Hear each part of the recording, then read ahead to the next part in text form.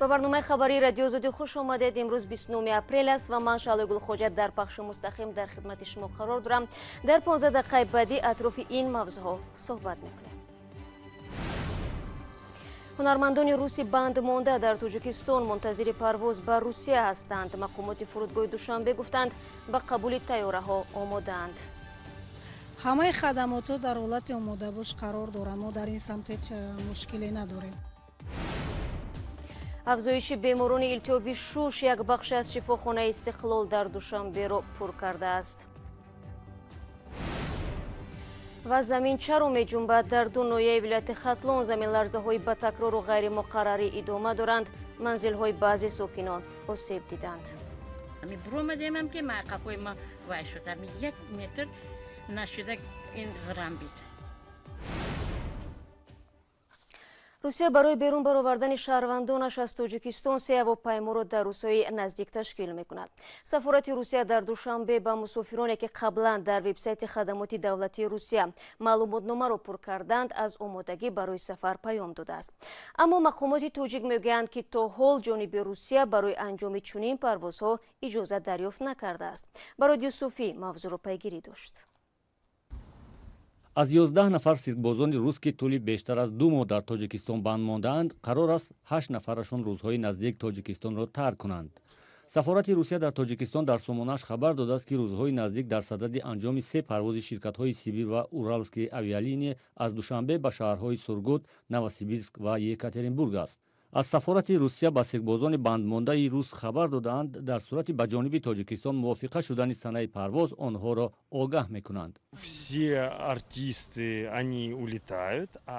ҳамаи ҳунармандони сиркамон ба русия бармегарданд. ман ва 2 ёрдамчиам дар Душанбе бо ҳайвонот хоҳем монд ва бозшавии роҳҳои заминӣ ва марзҳоро интизор мешавем ки якҷо бо ҳайвонот ба русия баргардем. ин сиркбозони рус бар асоси як дастури сафорати русия дар Тоҷикистон аснодеро дар сомонаи госуслуги пур карда ва барои омодагии бозгашти худ ба Русия аз Тоҷикистонро таъид кардаанд.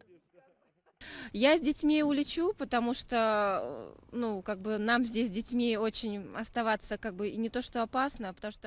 Ман бо кӯдаконам парвоз хоҳам кард, зеро банд мондани кӯдаконам дар ин ҷо на танҳо хафнок аст, балки шояд дигар дар ин наздикиҳо парвози тайёраҳо ба Русия анҷом нашавад. сафорати русия хабар додааст ки парвози тайёраҳои русӣ ба Тоҷикистон хос барои бозгардонидани шаҳрвандони русия аст ва шаҳрвандони дигар кишварҳо ҳаққи парвозро надоранд. мақомоти фурудгоҳи байналмилалии Душанбе аз омодагии худ барои қабули тайёраҳо хабар медиҳанд. сар аз хадамоти истеҳсоливу тиҷоратӣ, қабул ва пешвози ҳавопаймо, хизматрасонӣ, таъминот бо маводи сӯхт, ҳамаи хадамотҳо дар ҳолати омодабош қарор доранд. мо дар ин самт ҳеҷ мушкиле надорем.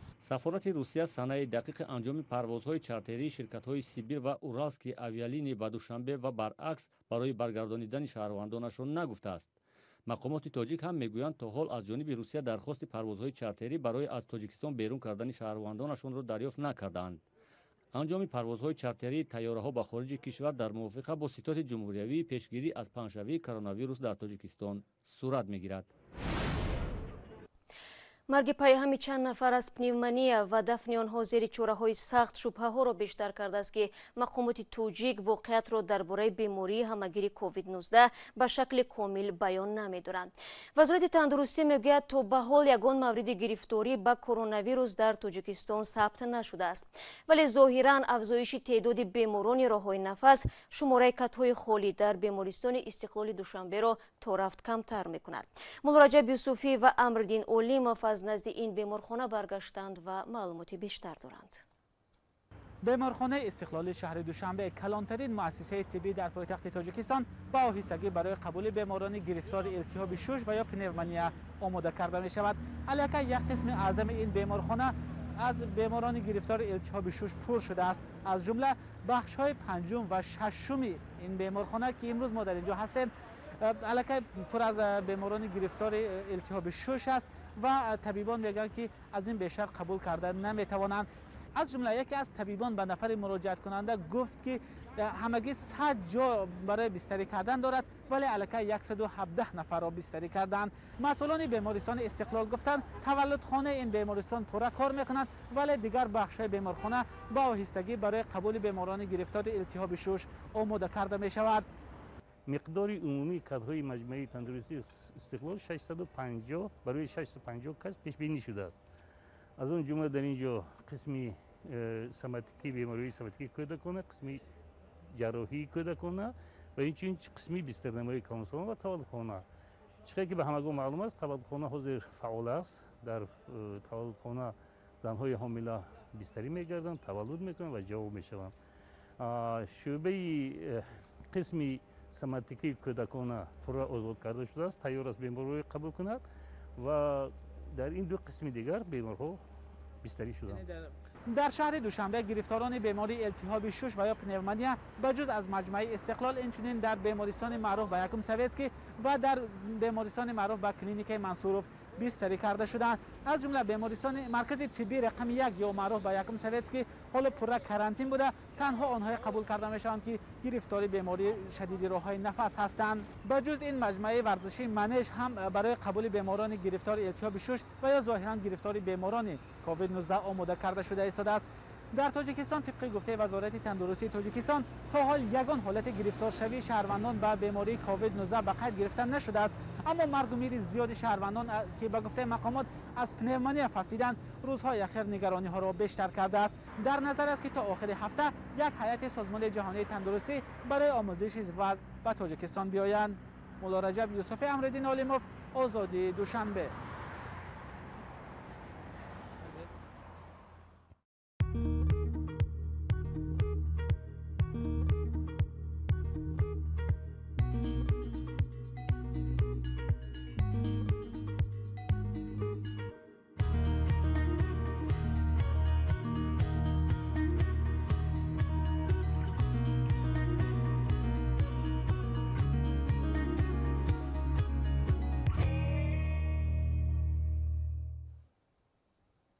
شما برنامه خبری رادیو آزادی رو تماشا دارید. کارشناسان و سازمان‌های بین‌المللی از افزایش بی‌سابقه موردهای خشونت خانوادگی در دوره گوشه‌نشینی یا کرانتین بانگی اضطراب می‌زنند. دبیر کلی سازمان ملل متحد آنتونیو گوترش هم از افزایش خشونت نسبت زنان در بعضی کشورها نگران بوده است. در گزارش تلویزیون نستایش وریمیا حالتهای خشونت خانوادگی دوره کرانتین در قزاقستان بررسی گردیده است. در قزاقستان شماره قربانیان خشونت خانوادگی با سرعت رو به افزایش است. تعداد آنهایی که از خانه‌های خود فرار کرده در مرکزهای بحرانی پناه بردند 2 برابر بیشتر شده است. سندوشک نامی مستعار زنی است که چند سال باز تحقیر و لط و کوب خانواده شوهر را تحمل می‌کرد، ولی در دوره کرانتین وضعش بدتر شد. به گفته سندوشک مادرشو قریب هر روز او و نبیره‌هایش را می‌زد. شوهرش به این عمل‌های مادر چشم می‌پوشید. قریب تمام معاشم و کمک پولهای کودکان را مادری شوهرم از ما میگرفت. میگفت باید خوراکواری بخرد و پول قرض را پرداخت کند. وقتی کرانتین شروع شد قریب هر روز من و دخترهایم را لط و کوب میکرد. بعضاً به ما خوراک نمیداد. این همه بر روان دخترهایم بی تاثیر نماند. آنها دیگر بی سبب گریه میکردند و مویهای خود را میکندند. در نهایت من درک کردم که دیگر نمیتوانم زندگی را در آنجا ادامه بدهم. او همراه با 3 دخترش از خانه شوهر فرار کرد و در مرکزی بحرانی برای قربانیان خشونت پناه برد. حالا این مرکز پر از افراد خشونت دیده مثل این زن است. پس از جاری شدن کرانتین مراجعت‌ها به مرکز به طور بی‌سابقه زیاد شد. قبلا ما به زنان پیوسته مشورت می دادیم، ولی در مرکز بحرانی در حالتهای ضروری ما تا 5 زن رو جوی می کردیم. حالا در 2 هفته ما به 11 زن اجازه زندگی در مرکز رو دادیم. همه این زنان همراه با فرزندانشان هستند. ولی تعداد زیادی زنان همان حالت و کوب و بدرفتاری را تحمل می کنند و مشکل خود را از 4 دیواری خانه بیرون نمی برند. بعضی‌ها از خشم شوهر و بدتر شدن وضع می ترسند. گروه دیگر از دوستان و خویشاوندان شرم می دارند.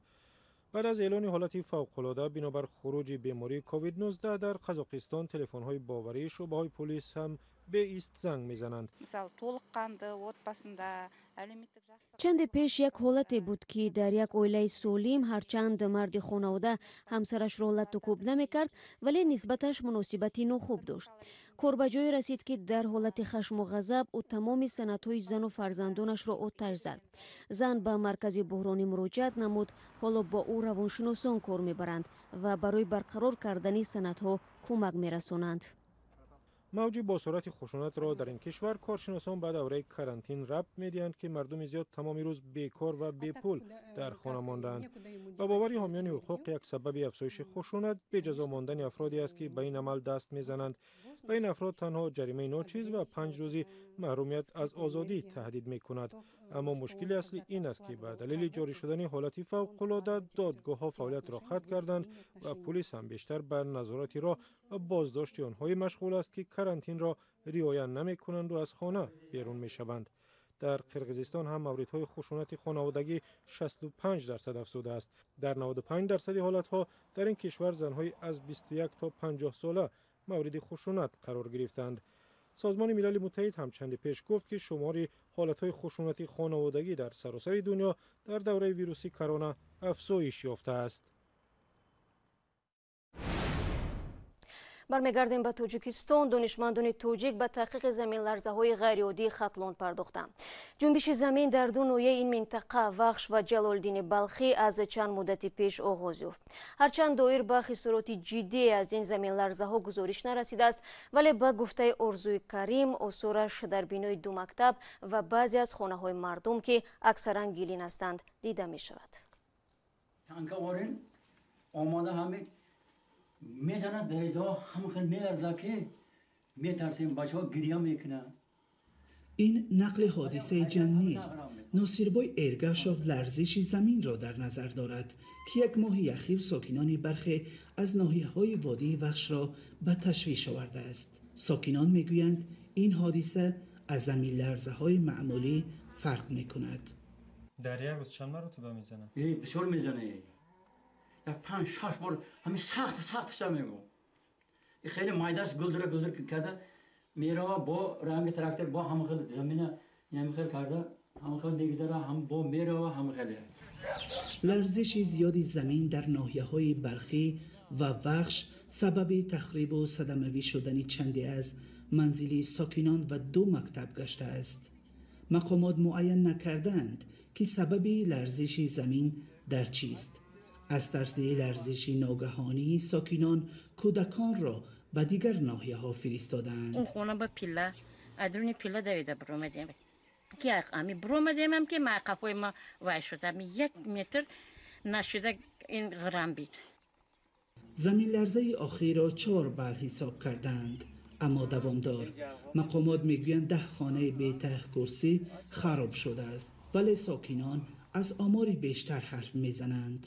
مقامات با نصب دستگاه‌های مخصوص در محل حادثه معین خواهد کرد که حادثه معمولی زمین جنبی است یا عامل دیگری برای لرزیدن زمین تأثیر گذاشته است. MCS ناحیه، MCS ولایت و جمهور کمیته گئولوژیا، گیودزیا دیروز آمدن تحقیقات گذراندند و اپارات‌های خود را همجا جایگیر کردند. مدت 3 روز معلوم می‌شود که سببش در چیز معلوم می شود. تا آنی که مقامات سبب لرزش زمین را معین می کنند و یا ساکنان را به جاهای بی‌خوف کوچ می دهند، ساکنان می گویند در شرایط وهم و ترس شب را بیرون از منزل ها روز خواهند کرد.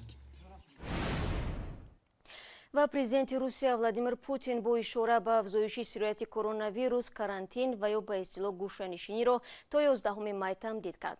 طبق امور 28 اپریل در روسیه رسما 93558 نفر گرفتار کرونا ویروس و یا بیماری کووید 19 بوده، کمش 867 کس از این مرض وفات کردند. 15 دقیقه که در اختیار داشتیم به پایان میرسد. برای آشنایی با خبرهای نو از وبسایت رادیو آزادی زیر نشانی www.azadi.org استفاده کنید. گزارش روز و نوارهای جالب در آزادی ویدیو کانال مخصوص ما در یوتیوب گذاشته می شود. صفحه‌های ما در شبکه‌های اجتماعی فعالند. من فردا شما را در نوید بامدادی منتظرم. تا فردا، خدا نگهدارت.